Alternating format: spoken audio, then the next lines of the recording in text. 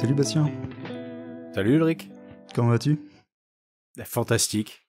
C'est Écoute, vrai? très très bien. Ouais. Cool. Super, bah écoute, moi aussi ça va super bien et là j'ai hâte là, qu'on commence cet épisode avec toi. Là on va enregistrer, bon ça fait déjà à peu près 45 minutes qu'on parle, hein, là on lance l'enregistrement tout juste. Claire. Il y a beaucoup Ah, tu as de... tout dit avant. C'est ça, alors ouais en fait on faisait une sorte de répétition préalable à l'enregistrement, hein, pour un peu se chauffer, un peu se lancer. Il y a beaucoup de sujets parce que là ensemble aujourd'hui on va parler de l'Institut National de Bitcoin, donc de l'INBI, qui s'est lancé il y a quelques jours en France, institut dont tu es le directeur général. Et c'est une initiative, un institut qui a de grandes ambitions pour Bitcoin, pour la France. Et il y a énormément de sujets qu'on va aborder aujourd'hui sur le pourquoi de l'Institut, quelles sont vos missions, quelles sont vos ambitions pour la suite. Alors déjà, première chose, grande question que je pose au directeur général. Alors qu'est-ce que l'INBI et d'où vient cette initiative? L'INBI, donc c'est l'Institut National de Bitcoin. C'est une initiative qui vient de loin. Moi, ça fait plusieurs années que j'y pense. En fait, lorsque j'ai découvert le Bitcoin Policy Institute aux US, lorsque j'ai vu le travail qu'ils faisaient, lorsque j'ai vu qu'ils réunissaient, ils étaient capables de réunir à Washington DC des parlementaires aussi bien républicains que démocrates, qu'ils étaient capables de faire intervenir sur scène des speakers excellents, qui savaient expliquer de manière limpide pourquoi le minage de Bitcoin, son protocole, la preuve de travail alliée à l'ajustement de la difficulté, pourquoi ça, d'un point de vue énergétique, c'était génial.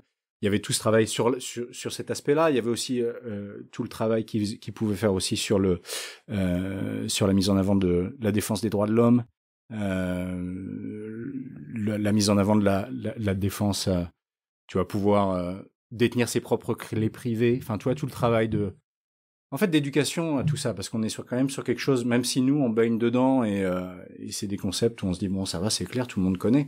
Bah non, en fait, tout le monde connaît pas, tout le monde a beaucoup d'a priori, beaucoup de gens ont beaucoup d'a priori qu'il faut essayer de casser. Et donc, lorsque, tu vois, je voyais ces gens-là, parce que moi, Bitcoin, j'y suis arrivé en 2020, je vivais en Angleterre à l'époque, et moi, c'est les contenus anglais. En 2020, en France, en termes de contenu, c'était quand même beaucoup plus limité que ça ne l'est aujourd'hui. C'était vraiment en anglais qu'il y avait des choses. Et c'est pour ça que j'étais plus baigné là-dedans. Après, j'ai vu le Bitcoin Policy UK naître en 2022. Oui, ils ont des problématiques aussi. Sur le réseau électrique, on pourra en reparler un peu plus tard. Et donc, si tu veux, je me disais, mais voilà, ça serait bien que ce genre de choses arrive. Ouais. Et 2024, voilà, pour raisons diverses et variées, je suis rentré en contact avec des gens de Bitcoin Policy UK. Et puis, tu sais, en fait, t'es à un moment en 2024 où je me dis, the time is now, tu vois. C'est maintenant, c'est sûr, tu vois. Mais ça fait longtemps que je me dis ça. Mais là, quand en fait, il y a tout un contexte où tu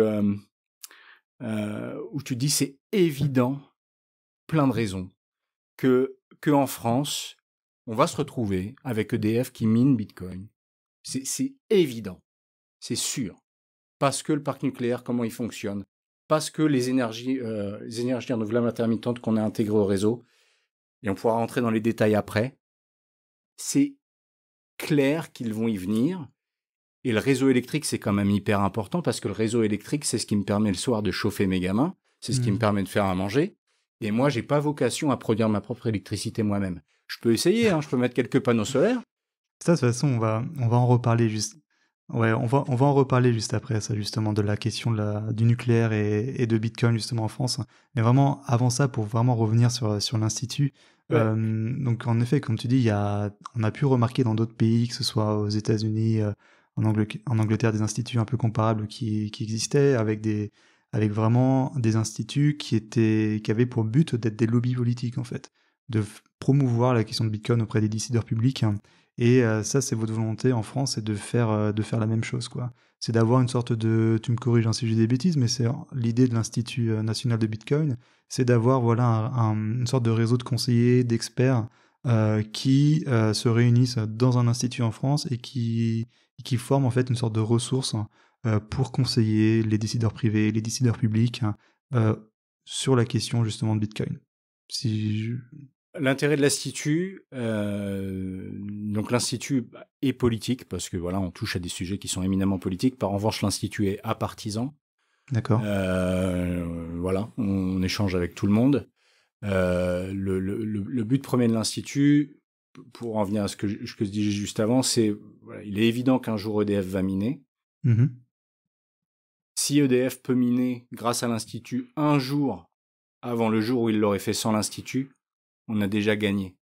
On a déjà gagné parce que un jour, c'est à peu près 10 millions d'euros qui pourraient être faits, en fait, si tu, par jour en moyenne. Par an, tu vois, les 150 TWh, tu les vends aux mineurs 30 € du mégawattheure, c'est presque 4 milliards. D'accord, voilà. Ouais. Bon, après, est-ce que tu vas réussir à avoir assez de machines pour pouvoir vendre tes 150 TWh? Peut-être pas. Mais même si c'est que 10% de ça, si tu arrives à vendre 15 TWh, c'est énorme. Et ben, en moyenne par jour, c'est 1 million d'euros, tu vois, que EDF peut avoir. Puis on rentrera dans les détails en plus de la durée de vie des réacteurs après. Mais si en plus peut-être tu allonges la durée de vie de tes réacteurs, c'est hyper stratégique. Tu vois, l'impact pour dans 15, 20 ans ou 10 ans, il est énorme. Tout à fait, ouais, en fonction de la durée de vie de tes réacteurs, si elle est de 60 ans ou 59 ou 55 ou 50. Ouais. Donc si l'Institut en fait réussit à avancer cette date de un jour, parce que cette date elle arrivera, si l'Institut arrive à avancer cette date de un jour, on a gagné. D'accord, ok. Et le but c'est qu'on l'avance de 6 mois, c'est qu'on l'avance d'1 an, c'est qu'on l'avance de... Le but c'est que voilà, le plus rapidement possible ça arrive, si ça pouvait arriver cette année, mais pourquoi pas? Parce que quand tu vois le contexte dans lequel on est, bah pourquoi pas? De toute façon, ouais, c'est ok. Donc l'un des buts principaux de l'institut, donc c'est justement de se positionner sur la question du nucléaire en France.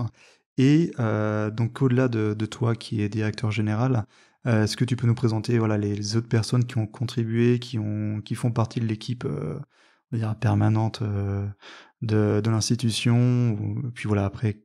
Quelles sont vos autres missions à part le nucléaire? On va en parler plus précisément un peu plus tard dans la vidéo, mais juste voilà pour brosser très rapidement ce qu'est l'INBI, puis après on va plonger dans la question de la géopolitique et du nucléaire. Ouais, bien sûr. Bah, l'INBI, le président, c'est Alexandre Stachenko. C'était une évidence pour moi que ça soit le président de l'Institut, et je pense que c'est une évidence pour beaucoup de gens, parce que pour le travail qu'il fait depuis 10 ans maintenant. Et la façon dont il porte ce message. Donc voilà, c'est une chance de l'avoir en président. Je suis très honoré de travailler avec lui. Et on va avancer, tu vois, à faire connaître plus l'INBI, et à faire connaître aussi, bah voilà, les autres choses où on a vocation à travailler. Il y a quelque chose qui me monte le sang. Souvent, et donc bah je me dis comment transformer cet énervement en quelque chose de productif. C'est la désinformation sur Bitcoin. Quand tu vois aujourd'hui que la littérature scientifique bah voilà atteint les conclusions qu'elle atteint sur l'intérêt du minage du Bitcoin pour financer la transition énergétique, pour diminuer les émissions de méthane. Les émissions de méthane, c'est quand même un sujet énorme. Au niveau du réchauffement climatique, si tu veux avoir un impact très rapide sur ce réchauffement, le plus rapide possible, c'est les émissions de méthane. Tout à fait. C'est un gaz qui est 7 fois plus polluant que le CO2, je crois. Tout dépend de la durée que tu regardes. Si tu regardes sur 20 ans, sur 100 ans, c'est pas la même chose. Parce qu'il se désintègre, il se désagrège, je sais plus le mot exact, il se désagrège plus rapidement que le CO2, qui reste moins dans l'atmosphère. Mais sur 20 ans, il réchauffe 80 fois plus rapidement sur 20 ans que le CO2. Ouais. Okay. C'est énorme. Ouais. C'est énorme. Donc et d'avoir en fait quelque chose qui te permet de diminuer ses émissions de manière économique. C'est-à-dire que tu vas pas dire aux gens de quel intérêt toi tu as à part de servir la communauté.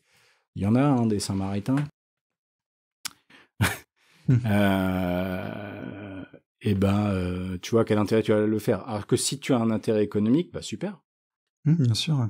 Tu vois. Bien sûr. Donc voilà. Donc la littérature scientifique dit ça, et dans le même temps, tu as à la télé, sur des plateaux, tu as dans des journaux avec une réputation, tu vois, assise, tu as des gens qui te disent encore, mais n'importe quoi, des mensonges éhontés. Et ça, ouais, c'est un gros problème qu'on a en France, de toute façon, la désinformation autour de Bitcoin, ou la mécompréhension, la mauvaise compréhension, la désinformation, la mauvaise circulation de l'information, même des fois tout court, c'est très très problématique. Donc en gros, si je résume, les deux grands axes actuels de l'INBI sont que c'est forcément la question du nucléaire en France, et du coup c'est cette question de meilleure information sur Bitcoin et sur ses enjeux. C'est à peu près ça. Ok, c'est ça. C'est aussi et puis c'est aussi faire connaître les autres avantages de Bitcoin. Très brièvement, c'est vrai qu'on a conclu ça dans le communiqué de presse qu'on avait fait circuler. Le dernier point, c'était parce que voilà, le Bitcoin a un intérêt. Bitcoin, le minage a un intérêt pour la transition énergétique. Il y a un intérêt pour la baisse des émissions de méthane. Ouais. Et il y a un intérêt, c'est ce dont parlait Alexandre dans son livre, une solution contre-intuitive au réchauffement climatique. C'était la première partie de son livre où il parlait de l'intérêt d'une monnaie à pouvoir d'achat constant ou d'une monnaie déflationniste pour inciter les gens, plutôt que de leur imposer, il y a quand même une sacrée nuance. Oui, tout à fait. Ouais. À faire des choix durables. Ok, ouais. Alors ça, c'est vrai que on en parlait justement avant de commencer l'enregistrement, une monnaie dont l'offre, la supply est fixe, une monnaie déflationniste, etc. Ça, c'est un sujet. Alors, je sais pas si on aura le temps de plonger là-dedans aujourd'hui, parce que c'est un sujet qui est énormissime. S'il y en a certains qui... Peut-être on se refera un autre épisode là-dessus, mais s'il y en a certains qui sont intéressés par ça, je peux juste faire une petite recommandation de lecture dès maintenant. C'est 2 livres, Déflation Liberté de Guido Hülsmann et Le Prix de demain de Jeff Booth. Que là, ce sont les deux meilleurs livres en fait sur la déflation et qu'est-ce qu'une monnaie à offre fixe pourrait permettre justement pour l'humanité. Donc c'est un sujet qui est extrêmement dense, mais qui vaut largement qu'on s'y attarde. Mais malheureusement pas aujourd'hui. Une autre fois. Là, ce que je te propose de faire, c'est que là, on va faire un bond dans la géopolitique du monde actuel, dans la question de Bitcoin aujourd'hui globalement, et comment nous, en France et en Europe, on est un peu à la traîne, ou justement, on prend pas encore la pleine mesure de cette révolution. Et encore une fois, on en parlait avant, là on faisait un peu un petit récap de ce qui s'est passé depuis maintenant 1 an, 2 ans. Et moi, quelque chose qui m'impressionne toujours, c'est quand on voit, là on est le 15 mars, quand tu vois tout ce qui s'est passé depuis le 1er janvier 2025 sur Bitcoin, d'un point de vue purement géopolitique, on a l'impression qu'on vit une sorte d'accélération de l'histoire en quelque sorte. Et dans cette accélération de l'histoire, t'as Bitcoin qui commence à s'installer un peu à peu. Je te donne juste quelques exemples. Déjà, t'as forcément la question aux États-Unis de la réserve stratégique de Bitcoin là, qui a été débattue, qui a été d'ailleurs adoptée. On a eu un décret du président Trump là, il y a quelques jours sur cette réserve. On va pas parler de la réserve des cryptos qui est une autre réserve, mais voilà. Mais nous, on va vraiment s'intéresser à Bitcoin. T'as la question aussi, mine de rien, de la Russie. La Russie, là, c'est tombé il y a quoi, 24-48 heures, qui apparemment ils font du commerce international en utilisant des crypto-monnaies. Donc on a du stablecoin, de l'Ethereum et surtout du Bitcoin qui est mentionné. Donc tu as des pays comme ça qui ont été mis au banc des nations, qui commencent à utiliser justement Bitcoin. Tu as des pays, l'hégémon mondial américain qui, lui, commence à faire une réserve stratégique. Tu as d'autres pays comme le Bhoutan qui mine. Tu as le Salvador qui a justement adopté Bitcoin. Donc, le Bhoutan, let's be serious, comme dirait. Et, oui, c'est ça. Donc tu as plein de choses. Et nous, en fait, maintenant, si on refocalise le propos sur l'Europe... En Europe, il y a quelques initiatives, tu as la Norvège, etc. Tu as quelques pays comme la République tchèque qui ont quelques lois sympas. Et tour d'horizon de l'Europe, et justement, qu'est-ce qui se passe chez nous? Pourquoi est-ce qu'on est un peu à la traîne? Et Après, on parlera de la France, mais... Mais chez nous, Ulrich, il y a quelque chose de formidable qui se passe. Hein, on a quand même Ouais. une Française à la tête d'un organisme Tu parles qui de Christine, pèse. hein, non? Exactement. Qu'est-ce qu'elle a annoncé? Qu'est-ce qu'elle a annoncé pour octobre 2025? Ah oui, Elle espère. Hein. La monnaie Elle numérique de la espère Banque parce centrale, que dans son discours, c'était assez clair que elle pensait pas que ça serait que c'était plié. Hein. Pour elle, il y avait quand même un travail à faire en commission, il y avait un travail à faire au Parlement. Oui, tout à fait. Donc il y a quelque chose dont j'ai pas parlé pour l'INBI. Je peux le faire maintenant.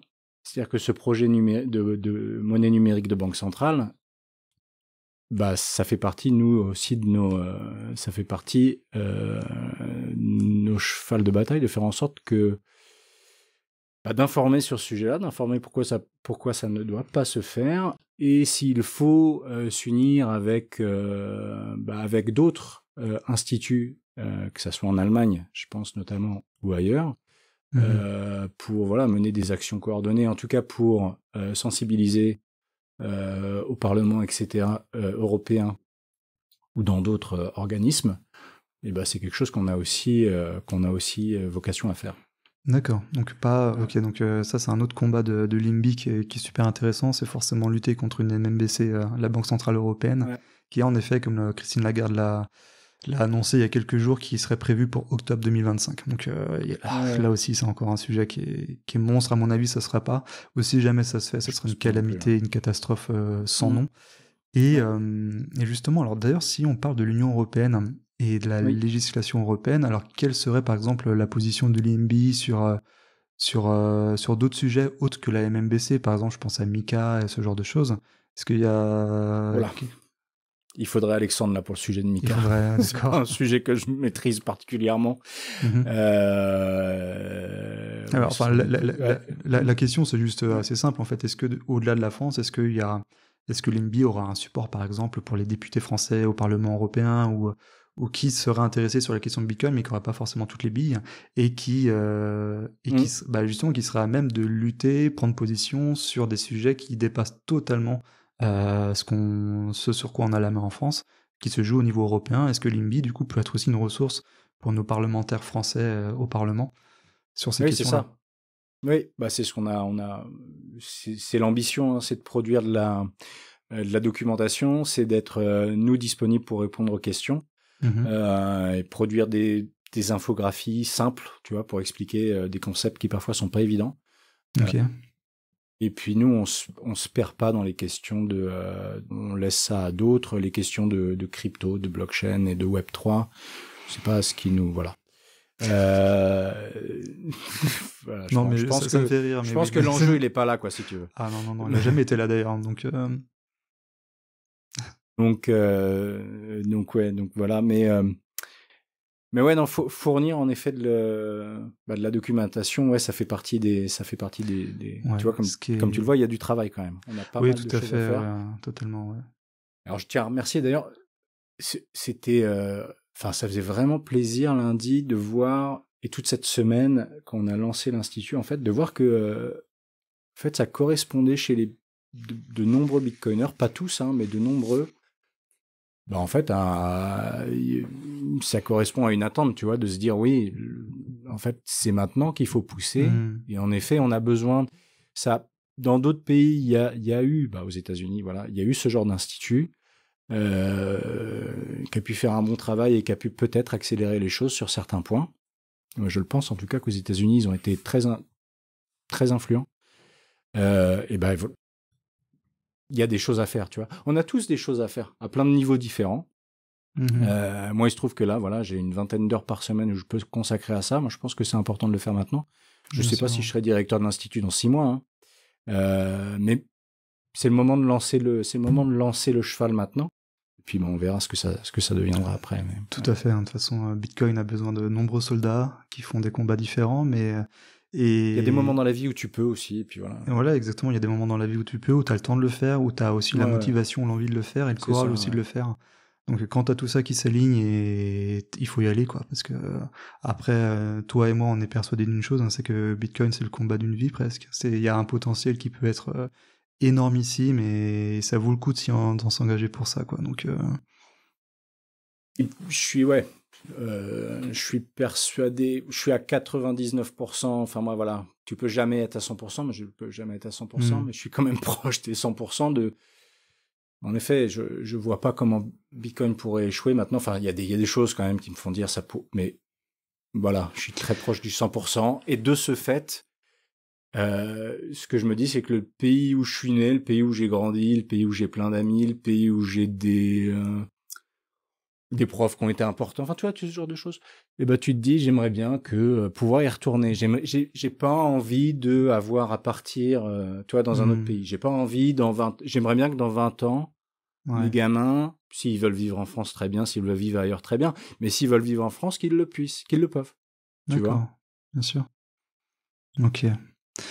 Et si la France prend pas le train, malheureusement, le déclassement, il me paraît assez évident. Exactement, ouais. Si le train file à toute vitesse et il accélère d'ailleurs, et si on saute pas dans le premier wagon qu'on voit, et ben là le déclassement il est rapide et assuré, quoi. Donc ça fait partie en effet de l'engagement de l'institut, c'est essayer de faire en fait tirer la sonnette d'alarme avant qu'il soit trop tard, quoi. C'est ça. Ouais, je remercie donc tous les gens qui nous ont envoyé plein d'emails qui cherchent qui se disent en effet le moment c'est maintenant, et qui cherchent à trouver de bonnes façons de s'impliquer.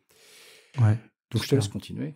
Ouais, non mais très bien. Bah là de toute façon on a fait une petite digression, mais en fait voilà le sujet c'était surtout l'Europe, hein.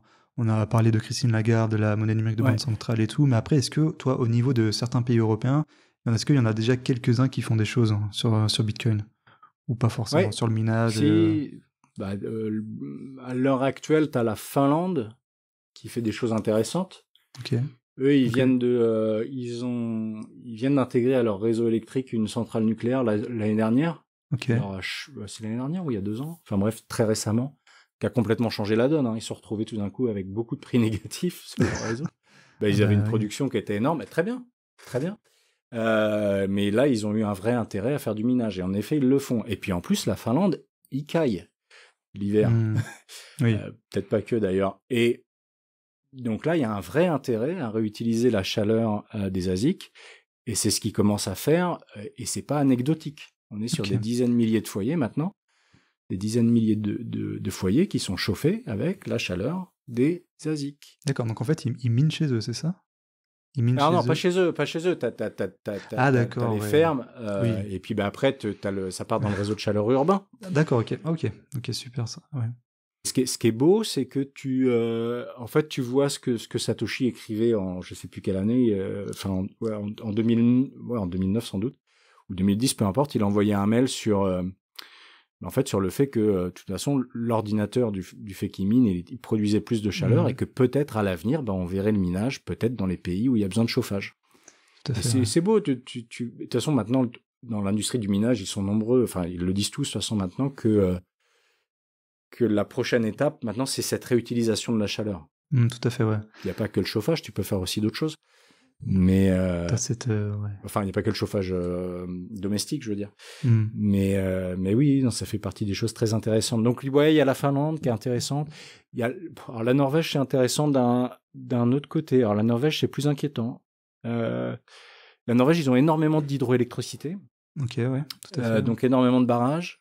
Donc énormément de barrages au fil de l'eau aussi, donc avec un flux continu d'eau, donc avec des surplus en fait. Donc il y a un gros intérêt au minage là-bas, comme le nord de la Suède aussi.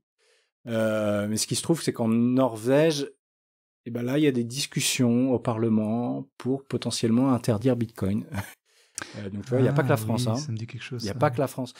Et donc en Norvège, s'est constitué également un institut avec lequel on est en relation, qui eux, la même chose, leur but, leur ambition, c'est d'aller parler en fait aux parlementaires et de dire mais attendez les gars, faites pas ça, on a trop d'électricité, allez pas l'interdire, qu'est-ce qu'on ça nous ramène un revenu qui va nous permettre d'investir dans d'autres choses, d'investir dans une meilleure infrastructure énergétique, allez pas l'interdire. Donc voilà. Donc affaire à suivre de près ce qui se passe en Norvège. En effet, j'avais entendu parler de ça. Ouais, c'est très important ce qui va se passer là-bas. Ouais. Super. Tu sais comment quelle jurisprudence, mais ça peut donner un précédent qui tout à fait. Ok, donc actuellement, donc si on fait un petit bilan européen, on a Finlande, Norvège qui ont des choses qui se passent chez eux. Et nous, par exemple, si on refait un focus sur la France, Ouais. parce que là, c'est vraiment le cœur de la mission actuelle de l'INBI, quoi. C'est justement faire la promotion du minage en France sur les surproductions des réacteurs nucléaires d'EDF. Donc là, alors là, j'ai envie de dire, avant que je te lâche et que je te retienne plus, juste, je vais juste faire un petit récap en fait, de ce qu'est le réseau électrique français, d'où il vient, comment est-ce qu'il est construit et comment celui-ci, en fait, actuellement, les problématiques qu'on va avoir avec ce réseau-là, ce sont en fait les énergies renouvelables qui vont se greffer à ce réseau. Tu me corriges Mmh. si j'ai des bêtises, mais globalement, le réseau tel qu'on peut le penser aujourd'hui, c'est un réseau qui est fait pour être à l'équilibre. C'est-à-dire qu'on est toujours la même puissance qui circule dans le réseau en journée et en nuit. Et cet équilibre, il est important à maintenir parce que si on a des surplus ou des sous-productions, là, on est sur des risques de blackout ou sur des risques d'endommagement de l'infrastructure C'est productif ça. d'électricité. Donc cet équilibre, il est essentiel à maintenir.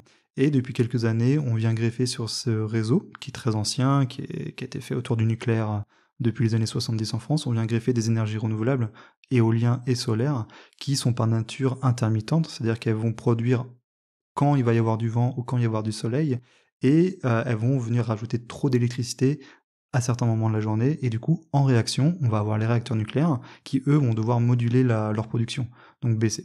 Et c'est potentiellement problématique parce que du coup, en fait, on se restreint à produire de l'énergie en France, et d'un point de vue purement, alors là, je vais faire un peu mon économiste autrichien à dessous, quoi, mais d'un point de vue purement économique, même anthropique, en fait, c'est un non-sens de se limiter et de ne pas produire de l'énergie. Parce que l'énergie, c'est quoi? C'est un potentiel de richesse future. Et de l'énergie qui n'est pas créée, ce sont des opportunités qui ne vont pas voir le jour. Ce sont des alternatives qui ne seront jamais réalisées. Et c'est de la richesse perdue, en fait. Et, et justement, je te lâche, vas-y. Qu'est-ce qu'on peut faire avec cette énergie? Et pourquoi c'est important qu'on se penche sur cette question en France des surproductions du nucléaire? Chose. Je Je m'en commence doute. par où? Je Bah commence déjà, par commence où? par Je commence si, par. si tu veux compléter un peu ce que j'ai dit sur comment fonctionnent les réacteurs et tout, et puis après la problématique que ça pose sur l'usure prématurée, ce genre de choses par exemple. Bon, je vais pas refaire tout l'historique, mais très brièvement, oui, dans les années 70, il y a c'est le plan, qu'on appelle maintenant le plan Mesmer, qui est lancé. Mhm. Donc on a une problématique de choc pétrolier en 73. On se dit mince, ça serait peut-être pas mal d'être souverain énergétiquement parlant, de produire tout chez nous. Nucléaire, on a déjà la bombe, on a déjà l'arme. Il faut qu'on continue un peu dans cette optique-là pour alimenter le réseau électrique avec nos propres centrales. Mhm. Ça nous donnera une certaine souveraineté. Donc l'électricité en France, c'est pas toute l'énergie d'ailleurs, je le précise. L'électricité, c'est qu'une partie de l'énergie. C'est 25%, je crois de mémoire. Donc l'électricité en France, on va l'alimenter principalement avec des réacteurs nucléaires et on va construire c'est 79, je crois, le premier. Enfin bref, entre 79, la fin des années 70 et début des années 90, on va construire une cinquantaine de réacteurs en France. Mais très rapidement, en fait, c'est même avant l'essor des ENR, du fait de cet dimensionnement, de ce important du nucléaire sur le réseau, en fait, on va se retrouver dès les années 80. En fait, le nucléaire va commencer à devoir des fois moduler à la baisse du fait d'une demande forte.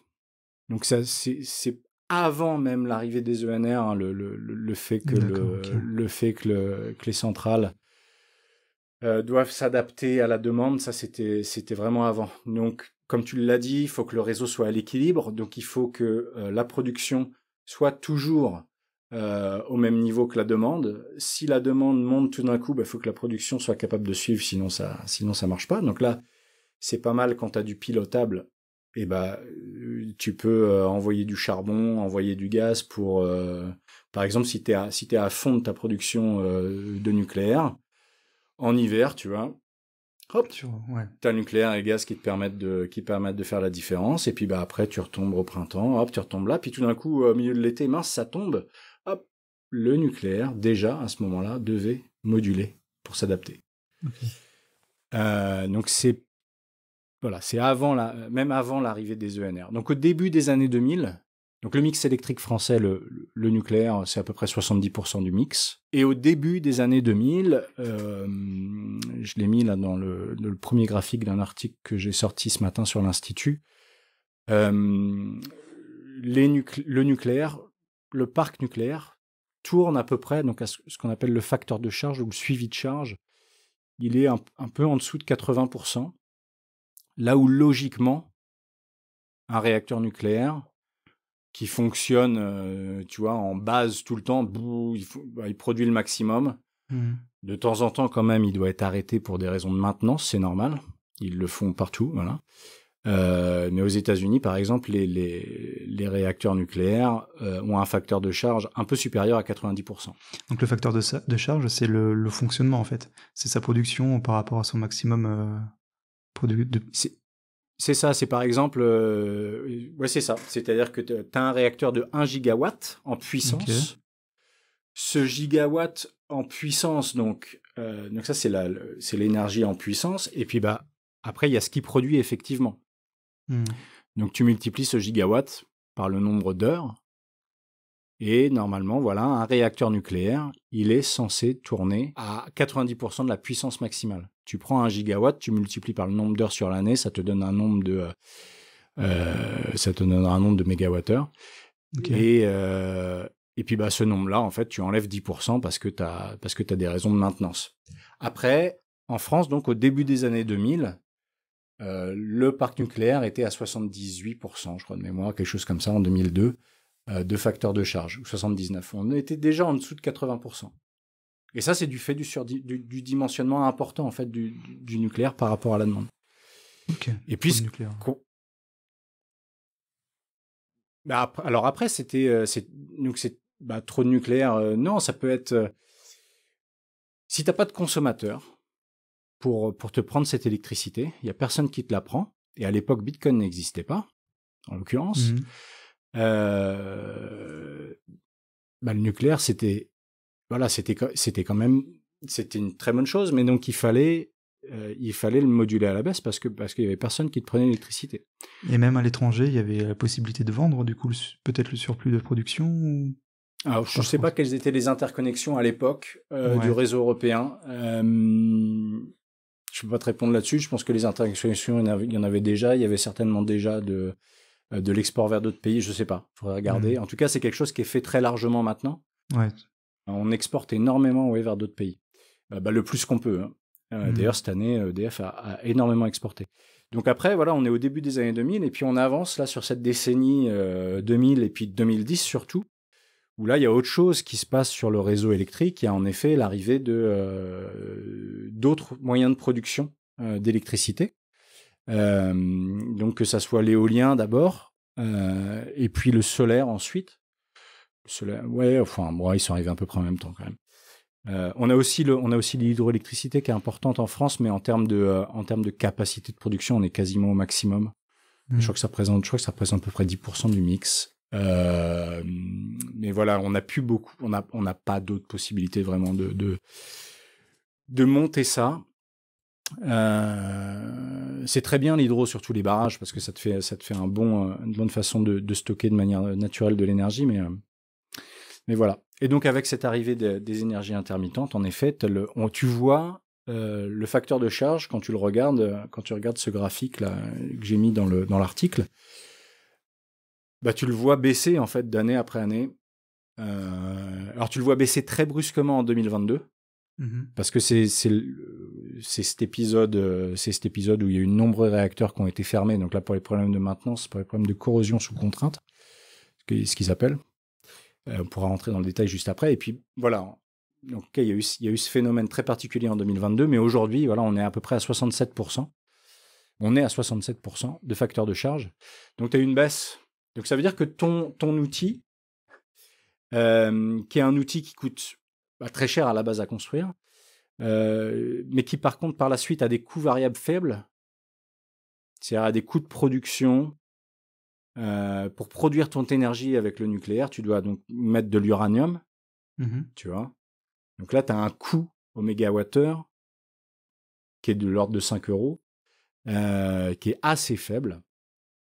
Et donc, si tu veux, le fait que ça soit faible, en effet, tu as tout intérêt logique. Si tu peux trouver un consommateur qui te le prend, qui va te prendre ton électricité à plus de 5 euros, pour raccrocher les wagons de l'école autrichienne dont tu parlais tout à l'heure, enfin, tout simplement de logique économique. Si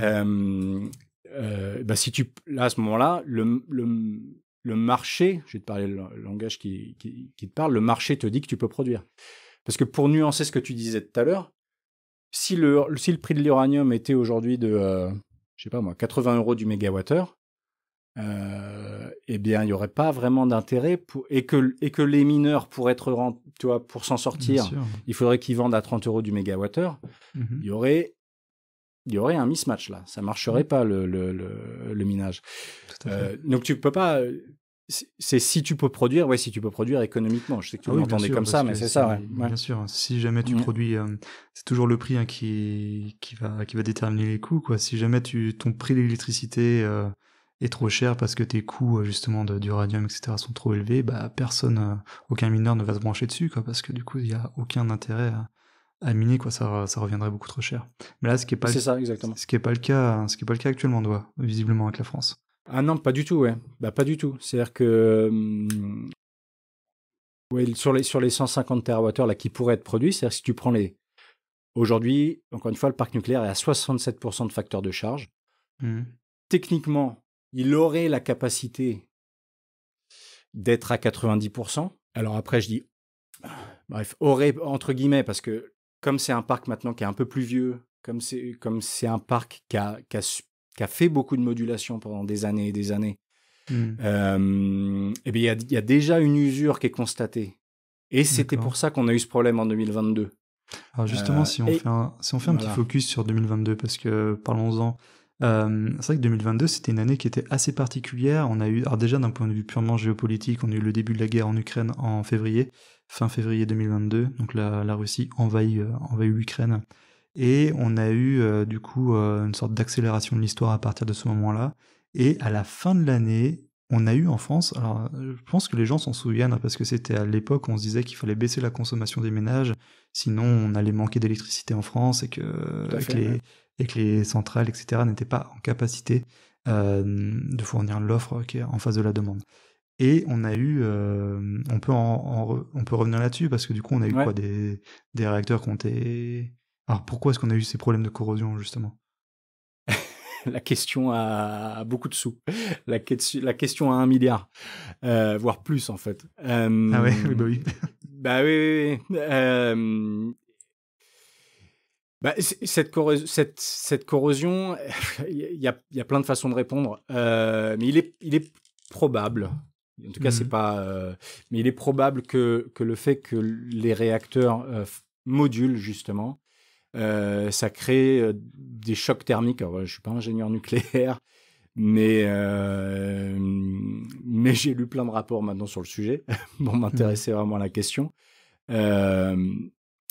Et il est probable qu'en fait, le fait quand tu modules, ça se crée des chocs thermiques. Il y a des endroits très chauds, des endroits beaucoup moins chauds, et ces problèmes, en fait, peuvent avoir de l'influence, une mauvaise influence sur les soudures et les fragiliser de manière prématurée. Et en fait, en 2022, c'était justement des problèmes sur les soudures. Qui ont mis d'ailleurs beaucoup de réacteurs français à l'arrêt. Si je me souviens bien. Qui a retrouvé avec près de la moitié du parc. Sur les 56 réacteurs, c'était plus d'une vingtaine qui étaient à l'arrêt à un moment crucial. Ouais, tout à fait, à un moment crucial. Et l'autre faiblesse aussi qu'on a constatée à l'époque, ça vient juste de me revenir, c'est qu'on a dû faire venir des États-Unis des soudeurs spécialisés en métallurgie nucléaire pour justement intervenir sur les réacteurs français. Parce que visiblement en France, on n'avait plus trop la compétence sur place. C'est un savoir-faire qui avait été perdu parce qu'en effet, il y avait plus eu la volonté politique de construire une nouvelle centrale depuis très longtemps. et comme un des directeurs d'EDF l'avait dit lorsqu'il a été interrogé en commission d'enquête après cet épisode, en fait, il a dit, moi, on me demandait de décommissionner, d'arrêter des réacteurs, d'enfermer, tu vois, justement, Fessenheim en 2019. On me demandait d'enfermer, on me demandait pas d'en ouvrir. Donc il me fallait des compétences pour fermer, il fallait pas des compétences pour ouvrir. Donc il y avait plus de recrutement là-dessus. Voilà. Ouais, c'est ça. Donc bon, oups, en effet. Mais voilà. Ouais, non, mais c'est clair. Et du coup, alors là, ce qu'on peut dire, c'est que l'opportunité du minage, c'est quand même quelque chose qui est quasi. En fait, le minage, enfin moi, la manière dont je vois les choses, hein, tu connais mieux ça que moi, mais le minage, c'est quasiment du sur-mesure pour la France, en fait. C'est comme si le minage du Bitcoin, c'était inventé pour EDF presque. C'est qu'on a un pays où on marche énormément sur le nucléaire, on a en effet, comme tu le dis, des réacteurs qui ne produisent pas au maximum de ce qu'ils pourraient produire. Donc, on perd énormément de kilowattheures, de terawattheures d'énergie non produite. L'énergie non produite, hein, c'est de la richesse qui n'est pas créée. Et on passe à côté, en fait, d'un sorte de petit pactole, en fait. Alors après, question, c'est, par exemple, du jour au lendemain, si mettons que l'Institut arrive justement à influencer les décideurs politiques en France pour qu'on ait justement EDF et le législateur qui souhaite maintenant miner. Factuellement, comment est-ce que ça pourrait se passer? Est-ce que t'as EDF qui va ouvrir justement au marché de l'énergie pas chère pour les mineurs privés qui viendraient se brancher, j'ai envie de dire un peu au cul du réacteur? Ou est-ce que par exemple on aurait une initiative directement d'EDF, donc qui elle-même en tant qu'entreprise va dire bah écoutez moi je vais moi-même surproduire et c'est moi-même qui vais miner. Alors, quelle serait je sais pas, moi, après, ça peut être en effet un mix de choses. Si on regarde comment ça s'est fait, par exemple, à l'étranger, au Japon en particulier, puisque TEPCO, réseau électrique japonais, mine, alors eux sur des surplus de NR, mais c'est un ingénieur nucléaire Kenji Tatewa, qui en 2018 a commencé à parler de ça à sa hiérarchie, en fait. Et en fait, ça a commencé, mais comme souvent dans ce genre de choses, par un proof of concept. C'est-à-dire qu'au début, tu te dis, il y a il me dit ça, bon, il a l'air, bon, il est pas fou parce qu'on l'a quand même mis en charge du décommissionnement de Fukushima Daiichi. Tu vois, l'ingénieur nucléaire dont je parle, tu vois, c'est quelqu'un qui pèse un petit peu, tu vois, quand tu t'occupes de ce genre de projet. Donc il est pas complètement fou parce qu'il vient nous dire, donc là on est en 2018, Fukushima c'est en 2011, donc bon bref, quelques années après, cet ingénieur vient dire à sa hiérarchie, il y a quelque chose à faire. Bon, au début ils se disent bon, il est un peu fou, mais finalement, comme il continue de le dire en 2020, ils se disent ouais, on va peut-être faire un proof of concept. Parce que tu es quand même avant d'acheter, avant de te mettre à miner tout ce que tu peux, tu testes, quoi. Tu te dis, en effet, sur le papier, en effet, ça a l'air de marcher. Essayons, tu vois, à petite échelle. Et puis, en 2022, ils ont monté une filiale qui s'appelle Agile X, dont l'ingénieur nucléaire en question, Kenji Tatewa, il est à la tête. Et pour ceux que ça intéresse, il a été interviewé dans de nombreux podcasts ces derniers mois. Qui parle très très bien anglais d'ailleurs. Donc il a étudié aux États-Unis, donc c'est abordable et c'est passionnant. Ouais, tout à fait. Notamment celui chez Stéphane Livera, je crois que c'est un des mieux qu'il a donné. Celui chez Saifedean, c'est intéressant, mais il rentre vraiment dans le cœur du sujet qu'à la fin. Mais enfin bon, et donc je pense que tu vois, ça, à mon avis, c'est aussi ce genre de choses. C'est-à-dire que EDF, ils vont pas demain acheter. Déjà, il y aura pas assez de S19, S21 sur le marché pour pouvoir miner, même de S9 pour pouvoir miner 150 TWh, qui est l'équivalent du réseau Bitcoin aujourd'hui. Juste pour faire une petite parenthèse, du coup, quand tu parles de S19, S21, du coup, on est sur les machines de minage qui permettent justement de calculer pour résoudre les blocs de Bitcoin. Ouais. Ça serait ça serait les plus récentes de façon qu'ils prendraient. Mais c'est le genre de choses, oui, voilà, t'as envie que ça se fasse le plus rapidement possible, mais t'es sur des trucs tellement gros que tu commences par un proof of concept, quoi, à la base. Tout à fait. Donc je pense que ça serait comme ça. Après, comment ça se fait, moi, à la limite, tu vois, je sais pas. Je sais plus si on en avait parlé avant qu'on commence l'interview. Tu me dis si je me répète. Vas-y. Mais comme je disais, moi, le réseau électrique, quelque part, le réseau électrique, oui, je crois que c'était avant. C'est un commun quelque part. Je sais que c'est un mot qui est un peu, voilà, qui peut être mal pris. Peu importe, j'assume. Je vais pas produire ma propre électricité, ça, je crois que je l'ai déjà dit. Il va pas y avoir des lignes électriques de 5 sociétés différentes pour alimenter. Si tu veux, la question du réseau électrique, la question de la production d'électricité, c'est peut-être quelque chose où là, est-ce qu'il faut vraiment qu'il y ait plein d'acteurs qui soient là en concurrence? Tu vois, je suis pas sûr. J'ai pas complètement la réponse là-dessus. Je suis pas sûr. Après, je pense Voilà. alors il y a plusieurs choses à dire ce que tu viens de dire. En effet, je pense que personne de sensé va te dire que, en effet, revenir à un système autarcique où chacun produit, alors que ce soit son électricité, sa nourriture et tout, c'est quelque chose d'enviable. Si la division du travail ça existe, c'est pas pour rien. C'est que justement, il faut qu'on se mette en coopération les uns avec les autres et que du coup, on adopte des manières les plus efficaces et les plus économiques de faire les choses. Et bah, le nucléaire et la production énergétique en fait partie. Et une chose aussi, là, on va faire on va s'envoler vers le Texas rapidement. Pourquoi? Parce que là, tu dis énergie, plusieurs acteurs privés dans l'énergie. Je pense que le Texas, c'est un bon exemple de ça. On est sur un réseau électrique qui est fermé, donc qui n'est pas relié au reste des États-Unis. Et le Texas, c'est un exemple qui est assez marrant parce que déjà, ils ont un mix énergétique qui est juste... c'est hallucinant, quoi. C'est très... Enfin, vous avez juste à regarder sur Google, hein. Vous mettez mix énergétique du Texas, hein. Vous avez une sorte de camembert arc-en-ciel qui apparaît. Vous avez de l'hydrocarbure, de nucléaire, de l'énergie renouvelable, et plein d'acteurs différents, justement, qui vont produire de manière totalement... Alors, de l'extérieur, on a l'impression que c'est pas coordonné. Après, bon, il y a une sorte d'ordre spontané qui se met en place naturellement sur le marché de l'énergie texane. Et du coup, en fait, on a eu, il y a quelques années, des épisodes de blackout, et d'ailleurs, par rapport à ce réseau qui était assez branlant.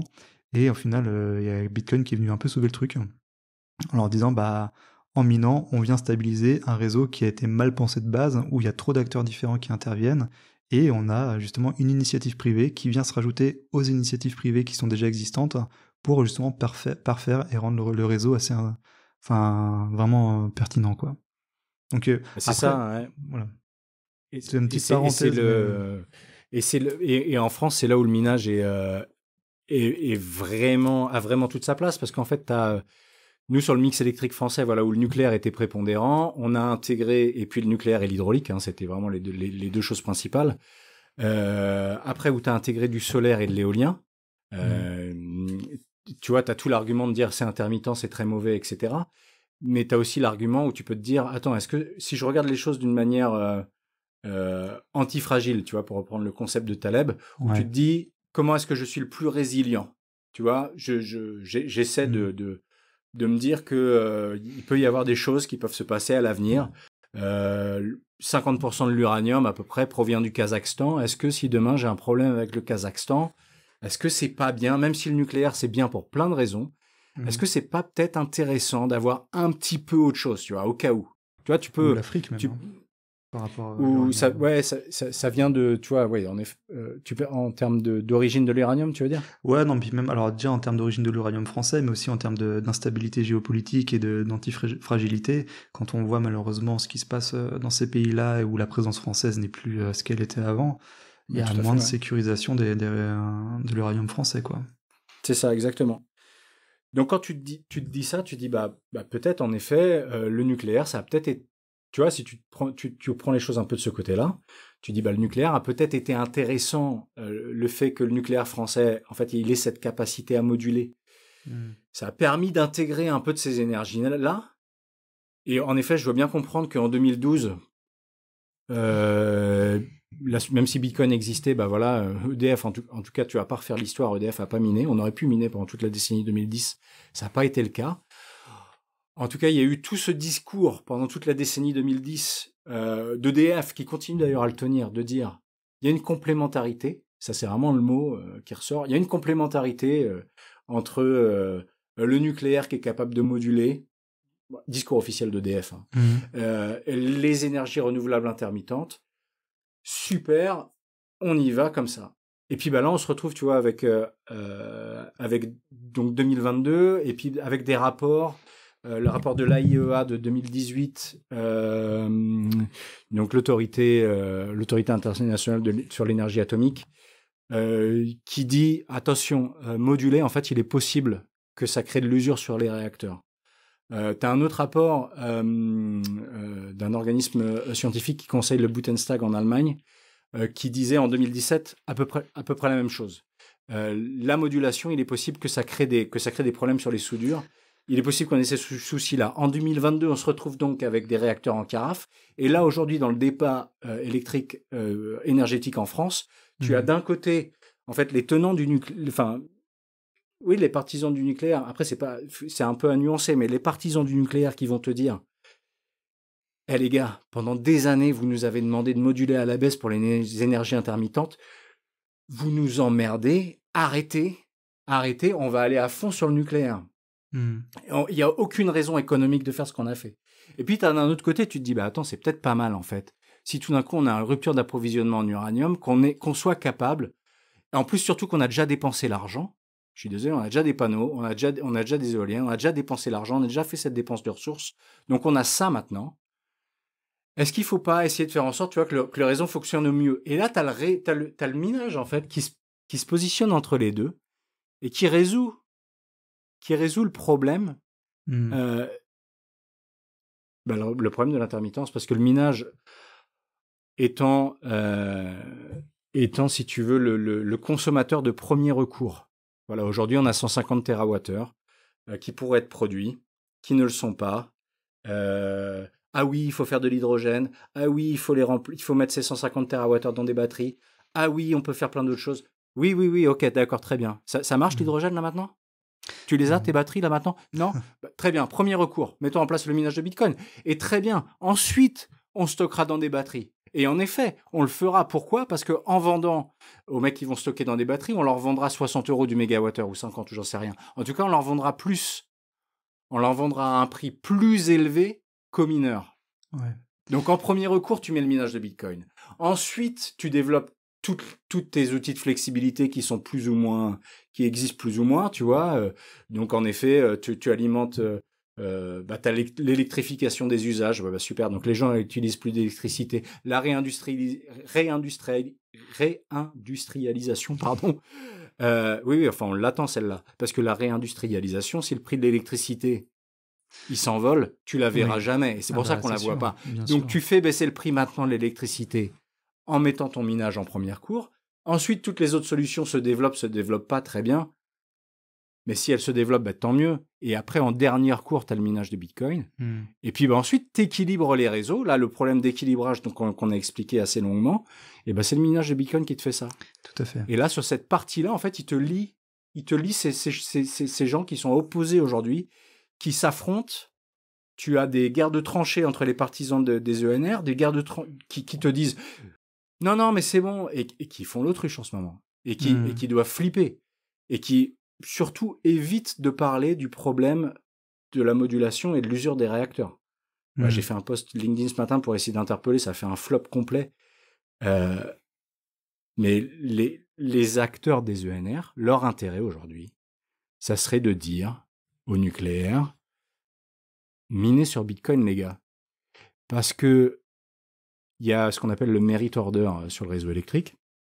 Aujourd'hui, en effet, il y a une priorité qui est laissée aux ENR. Pourquoi? Parce que le prix du combustible d'une éolienne, si tu prends l'éolienne en elle-même, il est de zéro son prix du combustible. Si tu prends le solaire en lui-même, il est de zéro son prix du combustible. En revanche, si tu regardes le réseau, et que lorsque tu inclus la production du panneau solaire des éoliennes sur le réseau, que ça implique que le nucléaire doit baisser sa production, qu'il ne vend plus sa production, lui, que peut-être ça use, on l'a assez dit. Il n'est pas de zéro, le prix marginal de production des ENR. Il n'est pas de zéro, les gars.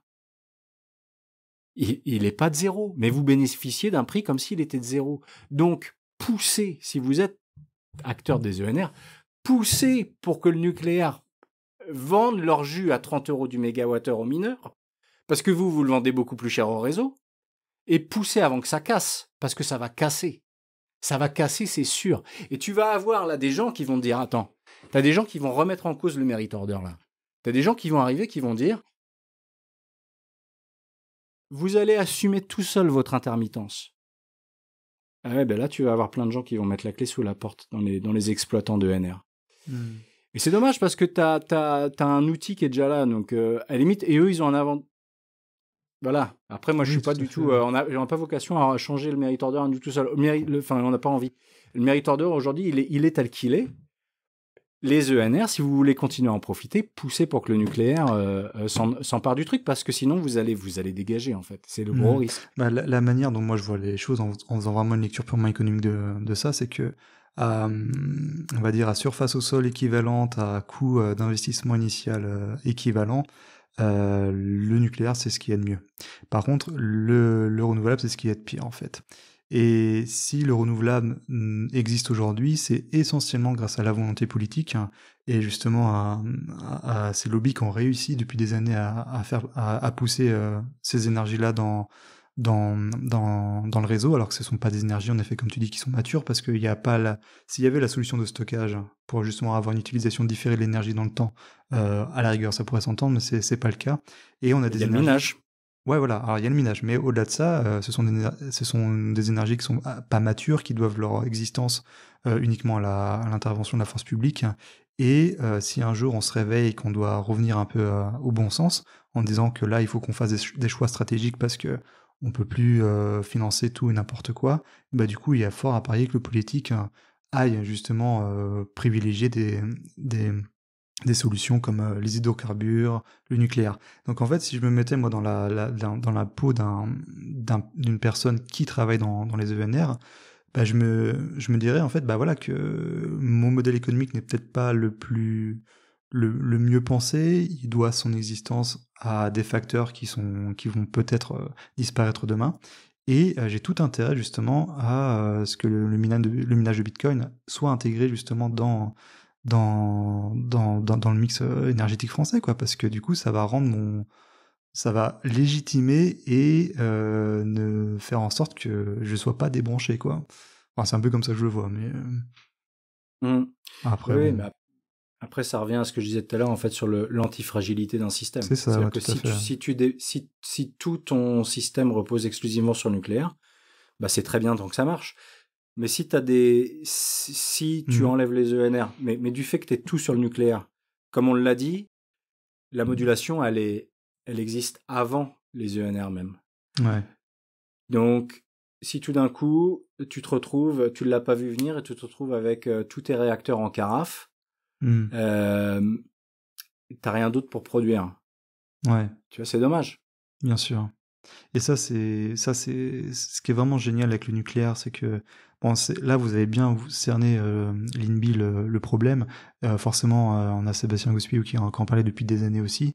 Et voilà, donc c'est quelque chose que, comme tu dis, c'est quasiment inévitable. Un jour, on y arrivera, on le fera, parce que si on refuse de le faire en France, d'autres le feront.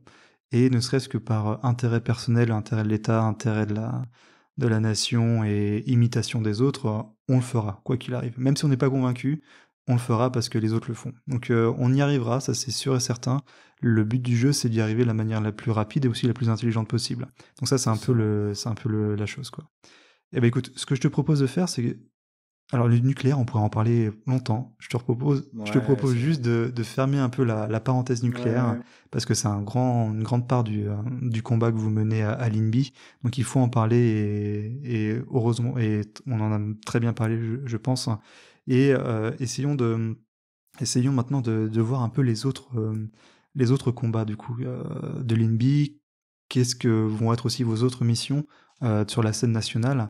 Donc là, on a parlé du nucléaire et on en a parlé brièvement tout à l'heure. Vous avez aussi toute une mission qui va être d'apporter de la bonne information, aux décideurs publics, aux décideurs privés sur la question de Bitcoin. Et ça, pour faire un peu la transition entre les deux sujets, il y a un sujet qui est assez intéressant qu'on entend souvent, hein. Malheureusement, ça c'est la pire des informations qu'on a actuellement sur Bitcoin, c'est que Bitcoin est mauvais pour l'environnement. Donc par exemple, si on minait en France, bah du coup ça serait mauvais pour l'environnement. Et on en parlait avant d'enregistrer l'épisode, c'est vrai que ça a été débunké un nombre de fois incalculable. Les dernières études sur le sujet montrent qu'au final, au contraire, le minage serait bien bénéfique pour l'environnement. D'ailleurs, on citait, je crois, c'était Daniel Batten, hein, c'est ça, qui est voilà. Donc, est-ce qu'on parle rapidement de ça, justement, le fait que ça peut être une bonne transition du nucléaire Oui, tout à fait. voilà. Vas-y. Tout à fait, ouais, ouais. Ouais, il y a énormément de choses à débunker. Donc, nous, l'INBI, en effet, on va avoir vocation à traduire ou à rendre, tu vois, à vulgariser donc des papiers scientifiques, des papiers de chercheurs, des papiers qui sont publiés, qui sont revus par des pairs, qui sont issus d'universités de renom. Parce que moi, Bastien, qui arrive un peu exalté comme ça, tu vois, la crédibilité est limitée. En revanche, je pense que si je prends un papier de University College of London, qui a été publié il y a 2 ans, qui explique très clairement les caractéristiques uniques du minage de Bitcoin, qui explique pourquoi c'est le consommateur de premier et de dernier recours idéal, pourquoi c'est l'équilibreur de réseau de dernier recours idéal. En fait, si tu traduis ça et que tu mets toutes leurs sources à eux, tu dis voilà sur quel papier ils se basent, et que tu mets leur nom en bas, juste simplement tu le traduis et puis tu peux faire un joli one-pager, tu vois, pour expliquer ce que c'est. Ben, je pense que ça a de l'impact. Aujourd'hui, la littérature scientifique sur le minage du Bitcoin, elle est très positive. Elle n'est pas encore assez développée. Il y a une quinzaine de papiers à l'heure actuelle. Cette quinzaine de papiers est positive sur le minage du Bitcoin, sur l'impact qu'il peut avoir pour valoriser. Donc voilà, on connaît l'histoire, valoriser l'électricité qui est autrement non utilisée. Et de ce fait, ça permet de financer davantage d'installations intermittentes, en fait. Et c'est ce qui s'est passé. Juste pour faire très concrètement au Texas. Juste pour faire un petit point là-dessus, c'est vrai que c'est ça aussi qui est révolutionnaire avec le minage de Bitcoin, et pour que les gens comprennent bien pourquoi c'est un enjeu hallucinant pour l'humanité en général, c'est que ça va rendre profitable, viable des projets qui ne l'étaient pas avant. Par exemple, si vous allez construire un barrage dans le fin fond de la jungle, le coût de ce barrage est assez énorme. Par contre, si vous ajoutez le fait de pouvoir monétiser une partie de l'électricité qui est produite sur ce lieu-là, avant même qu'elle soit transportée et distribuée aux consommateurs, si vous pouvez directement la produire et la vendre sur place, c'est révolutionnaire. Ça rend des projets qui n'étaient pas viables économiquement viables, et ça a un potentiel de révolutionner en fait la manière dont on envisage la production d'électricité sur Terre, la production d'énergie au global, et ça va rendre aussi viable des solutions de production d'énergie pour des populations, pour des régions qui ne pouvaient pas justement préalablement être reliées ou bénéficier de ça, quoi. Donc voilà, ça c'est... Pour toutes les zones isolées, c'est exceptionnel, parce que ça, en fait, ça résout le problème de l'œuf et de la poule.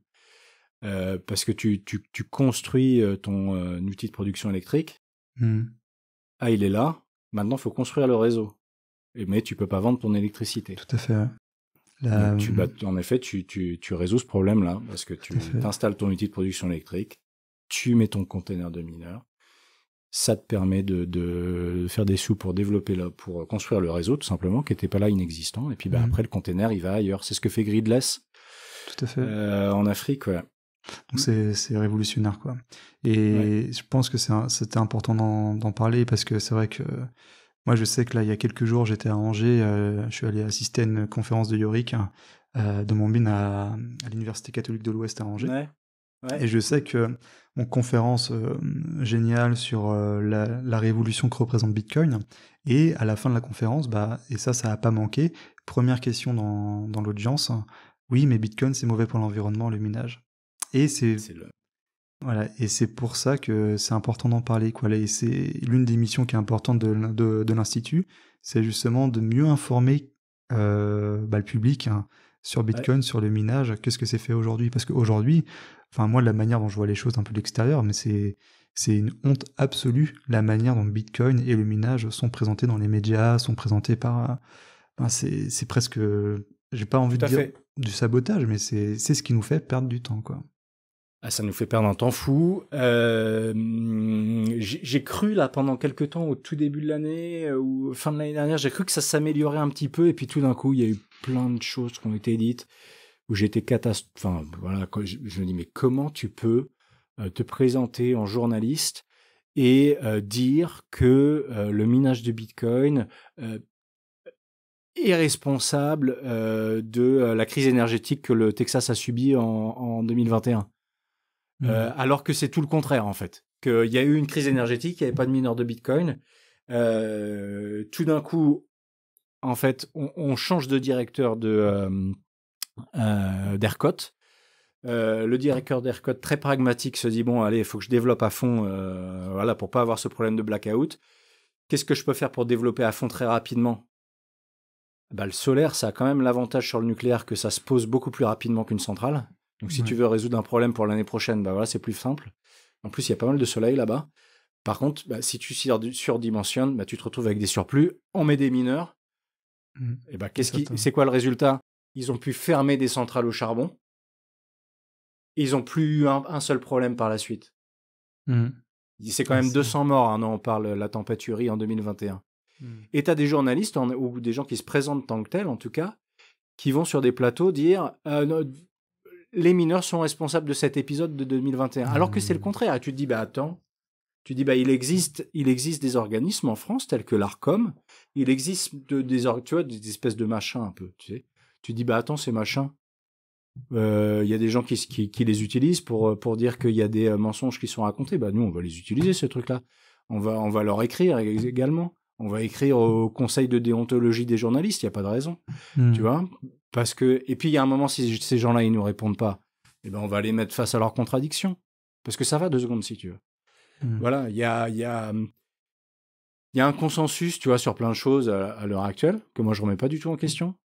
Et là, il y a un consensus naissant ou en formation. Voilà, il y a une littérature scientifique en tout ça qui se développe sur le minage, qui aboutit à certaines conclusions. Positive, du coup. Eh ben, très bien. Eh ben, allons-y. Ouais, allons-y. Tu vois, la méthode scientifique, ça a l'air d'avoir marché pendant des siècles. En effet, tu vois, tu fais des observations empiriques, tu notes les résultats. Il y a quelqu'un qui les check, qui refait l'expérience ailleurs. Ah, tiens, c'est pareil. Tiens, ça a l'air de marcher comme ça. Tu vois, c'est comme ça que normalement la connaissance, elle évolue. Tout à fait. C'est ça. Et bah tiens, c'est exactement ce qu'on est en train de voir avec le minage aujourd'hui. Ouais. C'est pour ça qu'il y a une quinzaine de papiers qui disent ce qu'ils disent. Et ben voilà, nous simplement, parce que encore une fois, je te dis, voilà, Bastien Exalté qui a pas trop de diplôme, il va pas faire grand-chose.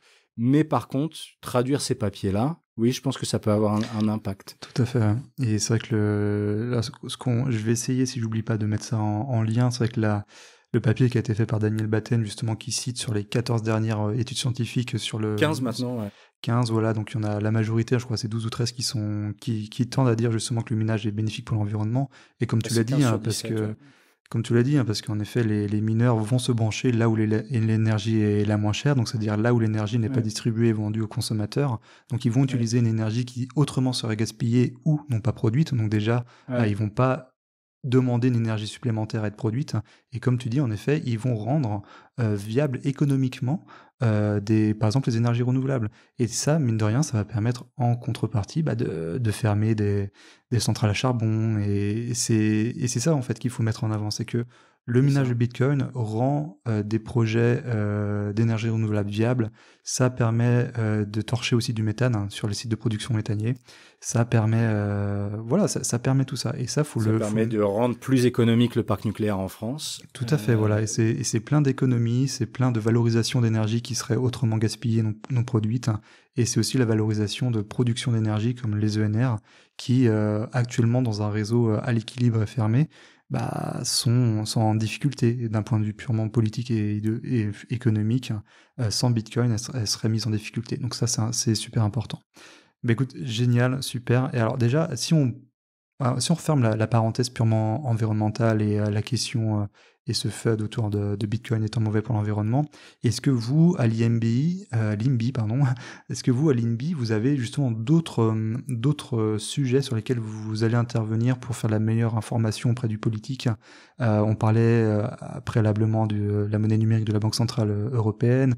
Est-ce qu'il y a des autres enjeux aussi qui sont importants pour vous au-delà de ça, je pense forcément, moi je pense directement aux enjeux des libertés, aux enjeux de résilience, l'autonomie individuelle. Est-ce que par rapport même à Bitcoin, par rapport aux détenteurs de crypto de Bitcoin, sur la fiscalité, enfin je sais pas s'il y a d'autres sujets qui sont aussi importants pour l'Institut.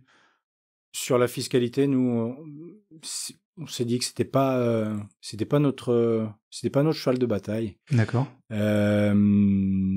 Tout simplement parce que je pense que déjà le nucléaire, c'est un combat qui est énorme. Le combat contre la monnaie numérique de banque centrale, c'est un autre combat qui est énorme. Et puis le combat contre la désinformation, c'est aussi assez conséquent. Et il y a déjà de quoi faire. On est limité en termes de ressources. Tu vois, on peut pas tout faire. Et puis surtout, le positionnement de l'INBI, c'était de dire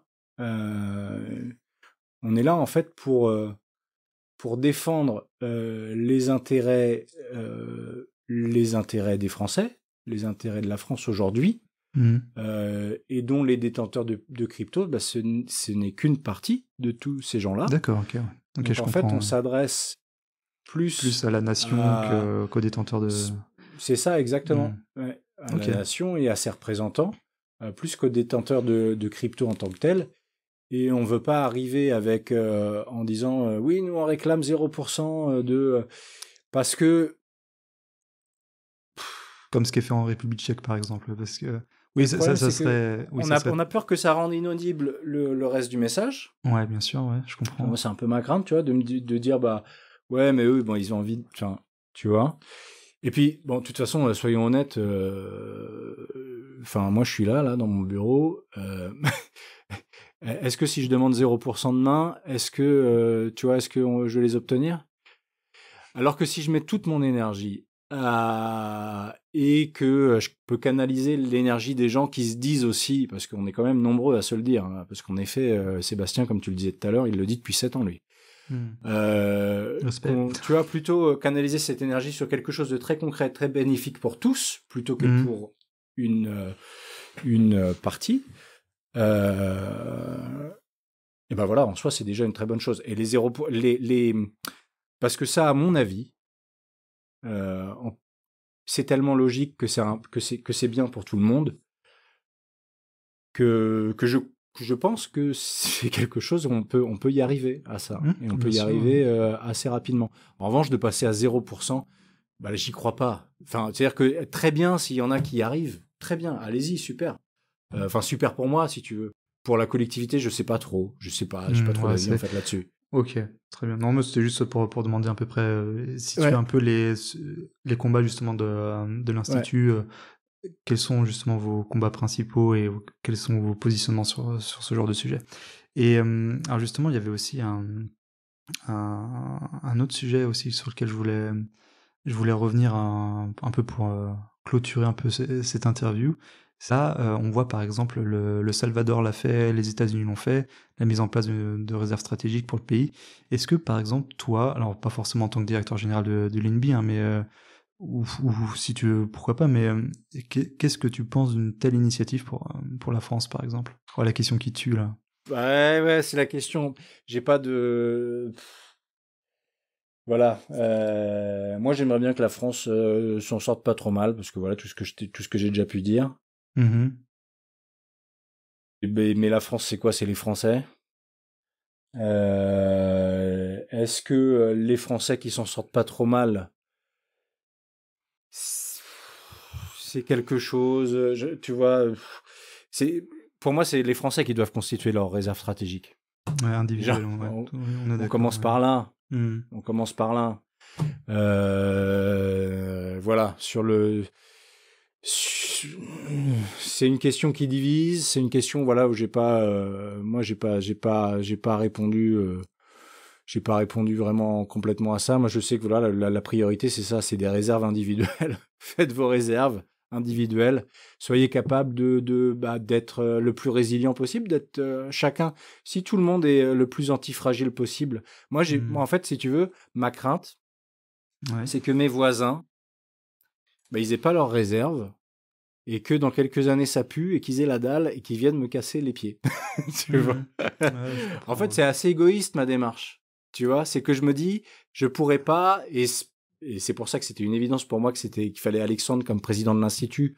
Après avoir vu sa présentation à Annecy, pas la dernière, celle d'avant, pas cette année, celle d'avant, 2023, où il disait, ouais, partez sur la montagne, super, mais il y a un moment, en fait, où on va voir la collectivité que vous avez fui parce que vous en dénonciez tous les travers, etc.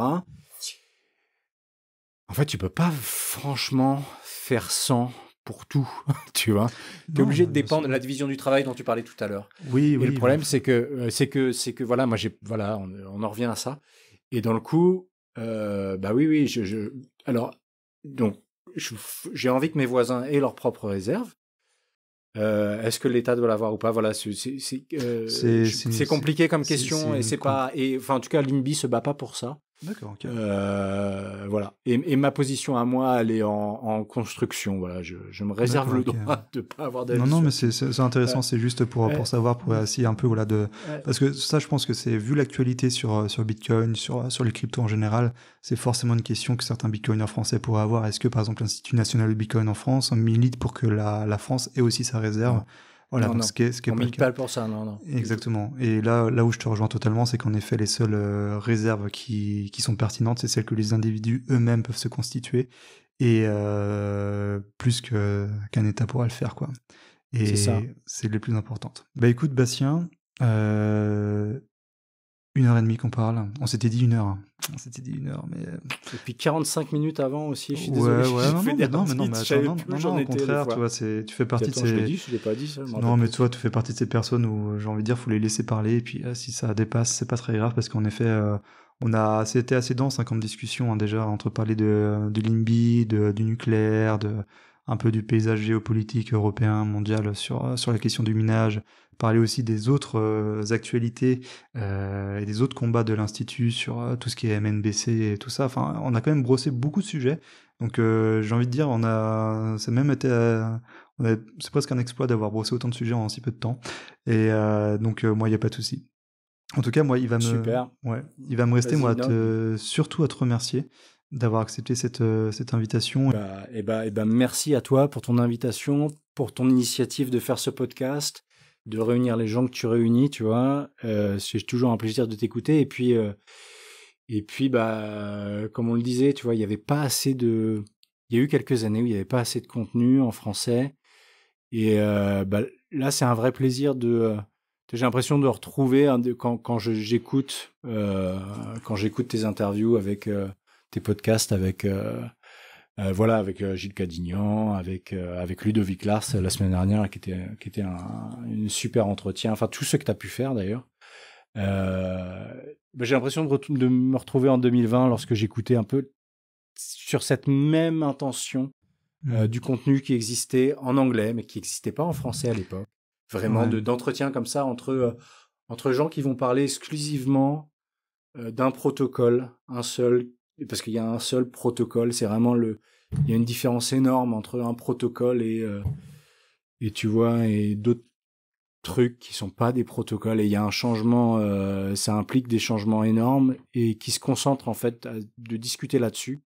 C'est une très bonne chose qu'on ait ça en français maintenant. Donc super, merci à toi.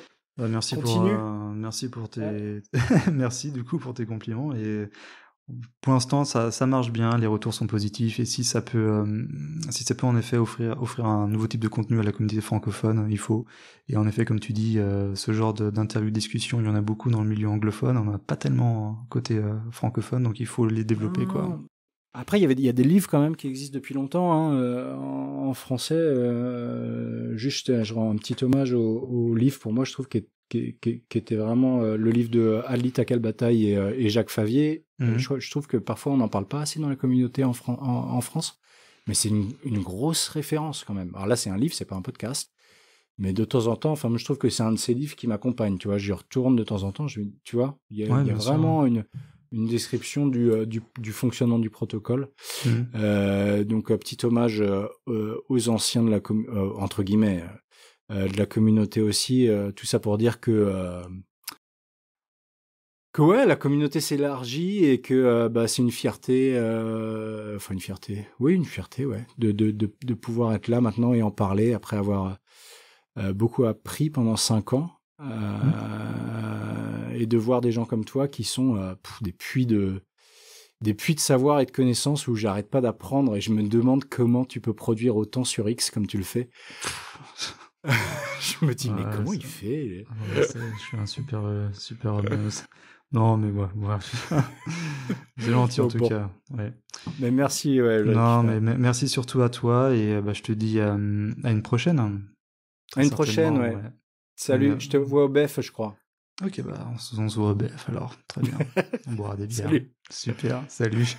À plus. Ciao, à plus.